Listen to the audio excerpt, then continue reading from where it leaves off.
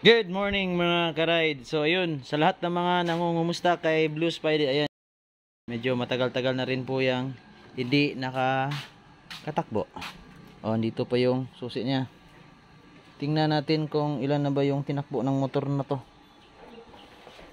Ayan.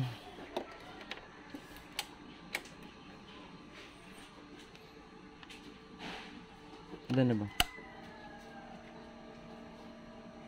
62,860 na yung tinakbo ni Blue Spidey mula nung binili siya nung 2017 po ito nabili mga ka-ride. So hanggang ngayon 62 pa yung tinakbo niya kasi natambay na po siya, hindi na siya gaanong nagamit kasi ako lang yung gumagamit niyan paminsan-minsan kasi yung asawa ko meron siyang pink na motor, din ako meron akong Wigo na. So paminsan-minsan ko lang itong nagamit. Ngayon, ginawa po natin siya ngayon kasi meron na pong dumating na plaka si Blue Spidey. Ito yung dati niya. Tapos ito yung bago niya. So sa lahat ng mga motor dyan, pwede na ninyong kunin yung mga plaka ninyo. Kasi ang sabi ni LTO, hindi na nila tatanggapin yung ang tawag dun, authorization. Kasi pag temporary lang yung plaka na gagamitin ninyo para sa mga sasakyan nyo, bibigyan kayo ng authorization na pwede kayong gumamit ng ganyan, temporary plaka.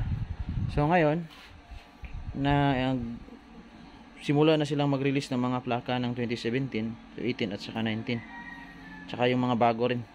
So ito, kukunin pa yung plaka niyan. Doon nyo kunin sa mga dealership kung saan nyo kinuha yung mga motor ninyo. Kailangan lang doon is yung OR at saka CR. OR CR lang. Saka ID ng kukuha. Yun lang mga ka-ride. Diyan lang yung vlog natin mga ka-ride. Regards pala doon sa lahat ng mga viewer ni Links Rider. Alam ko medyo matagal-tagal na rin akong hindi nakapag-vlog kasi nagkasakit tayo dahil sa pag-vlog mga ka-ride. Kaya minto tayo sa pag-vlog. So yan lang, gusto ko lang malaman ninyo mga ka-ride na temporary pa yung mga plate number ninyo. Pwede nyo kunin mga ka-ride sa dealership kung saan nyo binili yung mga motor ninyo. Yun lang. Salamat po, bye bye.